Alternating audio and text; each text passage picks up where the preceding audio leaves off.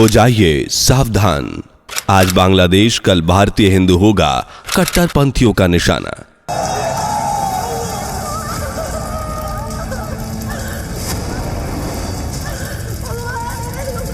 कट्टरपंथियों ने दिखाया असली चेहरा। हिंदू महिलाओं के साथ बलात्कार, हिंदुओं के घरों में लूट और फिर आग जलाकर फरार।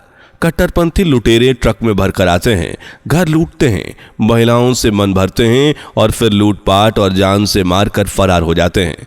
खौफ ऐसा कि बांग्लादेशी हिंदू जाग जाग कर रातें बिता रहे हैं, कई कट्टरपंथी लुटेरे उन्हें निशाना न बना लें। लेकिन अब घबराइए मत, क्योंकि जल्द ही ये नजारा आपको अपने भारत में भी देखने को मिलेगा। जी हां, वो दिन दूर नहीं जब ये कट्टरपंथी भारत के हिंदुओं को सताएंगे, उन्हें बांग्लादेश की तरह ही अपने ही घरों में मारकर जला देंगे, उनके घरों को लूटेंगे, महिलाओं से अपनी हवस मिटाएंगे और जानवरों जैसा सलूक करेंगे। पता है क्यों? क्योंकि बांग्लादेश में तो सिर्फ 15 करोड़ मुस्लिम हैं, लेकिन भारत में 20 करोड़ से भी ज्यादा कट्टरपंथी निवास करते हैं और ये गिनती तिगुनी रफ्तार से बढ़ रही है।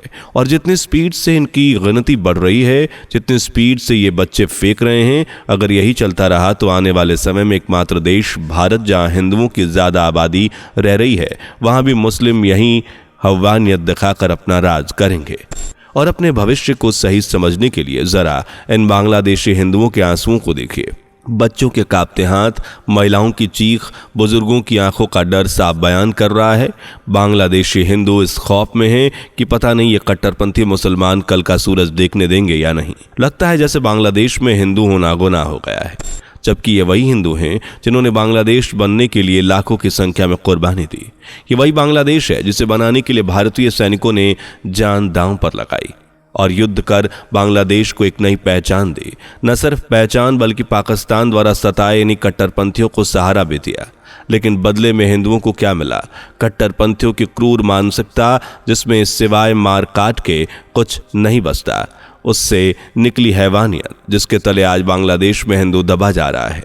भारत में हिंदुओं का ये हाल कैसे और कब तक हो सकता है, ये जानने से पहले बांग्लादेशी हिंदुओं पर भारत के संत और अन्य लोगों का क्या कहना है, जरा ये भी सुन लीजिए।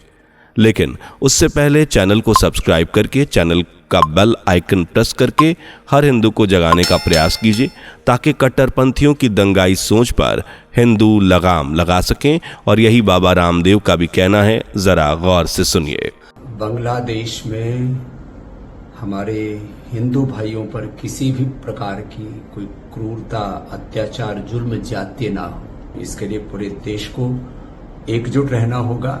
भारत सरकार से हम निवेदन करते हैं कि अपने द्वार को खोलकर बांग्लादेशी हिंदुओं को शरण दे करके प्रसन्न करें। हम सबकी जिम्मेदारी है उनकी रक्षा करने की, उनकी बचाव करने की, उनके लिए आवाज उठाने की। और जो नहीं बोल रहा है वो कायर है, वो बुज़दिल है। सिर्फ बाबा रामदेव, बागेश्वर धाम या देवकीनंदन ठाकुर ही नहीं, बल्कि बांग्लादेश में हिंदुओं पर हो रहे अत्याचार के बाद हर भारतीय का यही कहना है, हिंदुओं जाग जाओ वरना हालात कुछ ऐसे होंगे।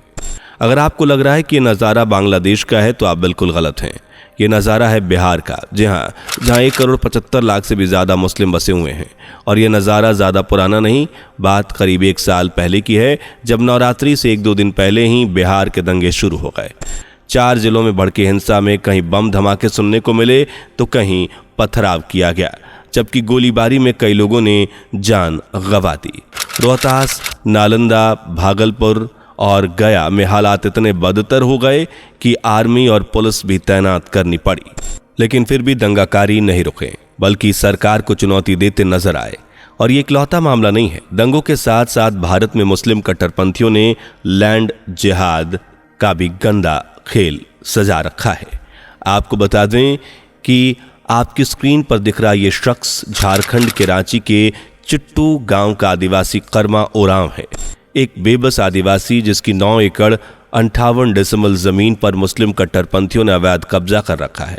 इतना ही नहीं, जबरदस्ती जमीन के चारों ओर दीवार भी खड़ी की जा रही है और आवाज उठाने पर परिवार के साथ मारपीट भी हो रही है।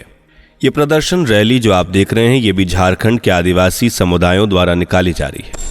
जानते हैं क्यों? क्योंकि झारखंड में बांग्लादेशी घुसपैठियों ने आदिवासियों की जमीन पर जबरदस्ती घुसपैठ कर उन्हें डराना, धमकाना, पीटना और अपनी जमीन अपने ही शहर से बेदखल करना शुरू कर दिया है।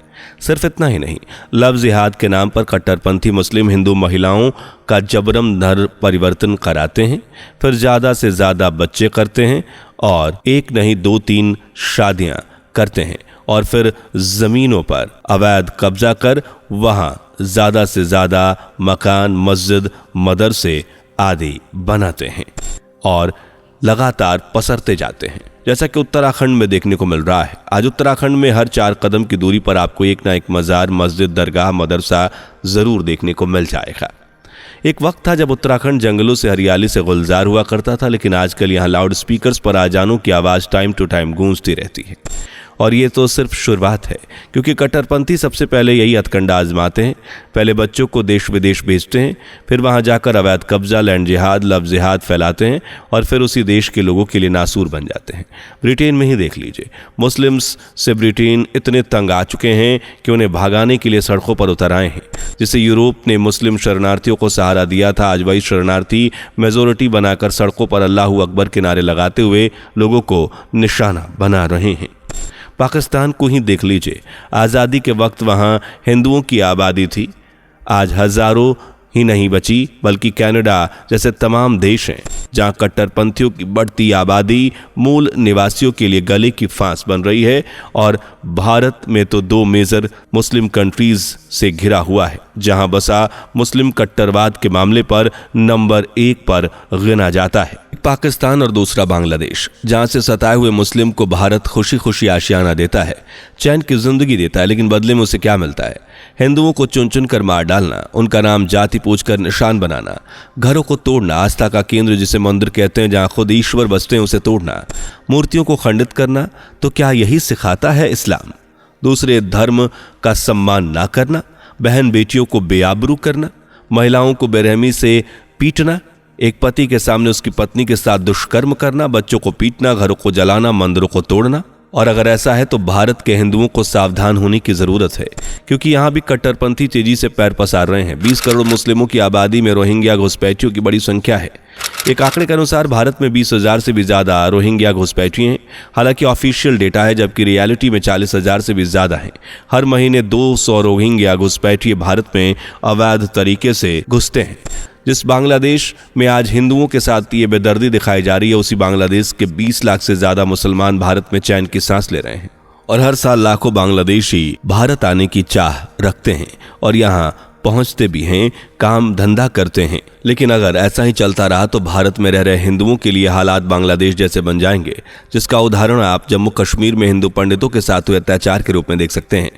साल 1990 का वो साल आज भी बुलाया नहीं जा सकता जब कट्टरपंथियों ने कई हिंदू पंडितों को कड़कड़ाती सर्दी के आग के हवाले कर दिया था। उन्हें गोलियों से छलनी कर दिया गया था। 1,60,000 से भी ज्यादा कश्मीरी पंडित अपना सब कुछ पीछे छोड़कर दूसरे शहरों में भागने को मजबूर हो गए। यही है कट्टरपंथियों की हकीकत। इसलिए भारतीय सरकार और हिंदुओं को एकजुट होने की जरूरत है, आवाज उठाने की जरूरत है। बांग्लादेशी हिंदू भाई बहनों के लिए कट्टरपंथ को रोकने की जरूरत है। हालांकि भारतीय सरकार ने बांग्लादेश के नए प्रधानमंत्री मोहम्मद यूनुस को अल्टीमेटम दे दिया है और मोहम्मद यूनुस ने भी ये अश्योर किया है कि जब हिंदुओं पर अत्याचार अब नहीं होंगे, पर इसमें सच्चाई नजर नहीं आती, क्योंकि बांग्लादेश अब शरीयत कानून लागू करना चाहता है और लाखों की भीड़, अधिकारी, पुलिस, आर्मी, सरकार किसी को नहीं देख रही। वो तो बस हिंदू और शेख हसीना के समर्थकों को निशाना बनाकर उन्हें मौत की नींद सुला रही। इसलिए अपने और अपने परिवार के भविष्य के लिए आप जागिए और अपने साथी हिंदुओं को भी कहिए कि आंखें खोले और कट्टरपंथ को हमारे देश में दीमक की तरह ना लगने दें। उम्मीद है आपको वीडियो और हमारा मैसेज समझ में आ गया होगा। वीडियो पसंद आई हो तो लाइक शेयर करके चैनल को सब्सक्राइब कर लीजिए। मिलते हैं अगली वीडियो में, तब तक के लिए बाय बाय और धन्यवाद। दोस्तों, आपकी स्क्रीन पर 2 और वीडियोस दिख रही हैं, जिसे देखने के लिए स्क्रीन पर क्लिक करें। दोनों देखिएगा, बहुत अच्छी वीडियो बनी है।